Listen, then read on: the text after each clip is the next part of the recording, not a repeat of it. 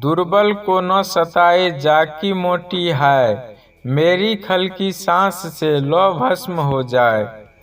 अर्थात कबीरदास जी कहते हैं कि किसी दुर्बल या कमजोर को सताना नहीं चाहिए, क्योंकि दुर्बल की है या श्राप बहुत प्रभावशाली होता है। जैसे मरे हुए जानवर की खाल को जलाने से लोहा तक पिघल जाता है। ऐसी बानी बोलिए मन का आपा खोए, औरन को शीतल करे आपहू शीतल होए।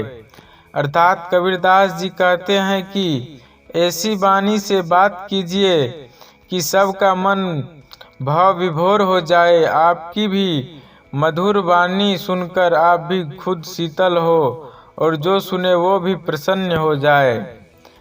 अति का भला न बोलना, अति की भली न चूप, अति का भला न बरसना, अति की भली न धूप। अर्थात कबीरदास जी कहते हैं कि न तो अधिक बोलना अच्छा है, न ही अधिक चुप रहना ठीक है। जैसे बहुत अधिक वर्षा भी अच्छी नहीं है और बहुत धूप भी अच्छी नहीं है, अतः हमें संयम के साथ रहना चाहिए। बोली एक अनमोल है, जो कोई बोले जानी, ये तराजू तौली के ता मुख बाहर आनी। अर्थात कबीरदास जी कहते हैं कि वाणी एक अमूल्य रत्न के समान है, इसीलिए वह हृदय के तराजू में तोलकर अर्थात सोच समझकर उसे मुंह से बाहर आने देना चाहिए। पोथी पढ़े पढ़े जग मुआ, पंडित भय न कोई, ढाई अक्षर प्रेम का पढ़े सो पंडित होई।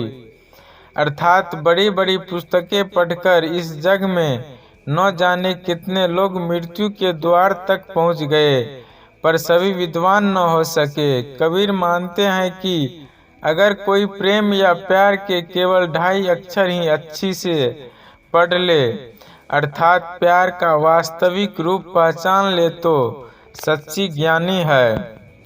बुरा जो देखन में चला, बुरा न मिलिए कोई, जो दिल खोया अपना तो मुझसे बुरा न होए। अर्थात कबीरदास जी कहते हैं कि जब मैं इस संसार में बुरा खोजने निकला तो मुझे कोई बुरा नहीं मिला, परंतु जब मैं अपने मन में झांक कर देखा तो पाया कि इस संसार में मुझसे बुरा कोई नहीं है। तू करूँ तो निकट है, दूर दूर करूँ तो हो जाए, जो गुरु राखे त्यों रहे, जो देवे सो खाए। अर्थात कबीरदास जी कहते हैं कि तू करके बुलावे तो निकट आए, अगर दूर दूर करके बुलावे तो दूर जाए। गुरु और स्वामी जैसे रखो उसी प्रकार रहे, जो देवे वही खाए। कबीर कहते हैं कि यही अच्छे सेवक के आचरण होनी चाहिए। निर्मल गुरु के नाम सो निर्मल साधु भय, कोडला होय न उजाला सो मन साबुन लाए। कबीरदास जी कहते हैं कि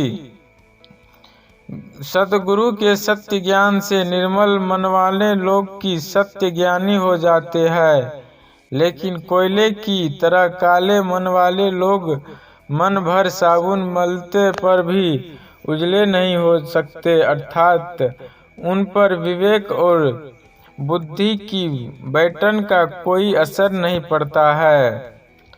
दीपक सुंदर देख करी करी, जरी जरी करे पतंग, बड़ी लहर जो विषय की जरत न मोरे अंग।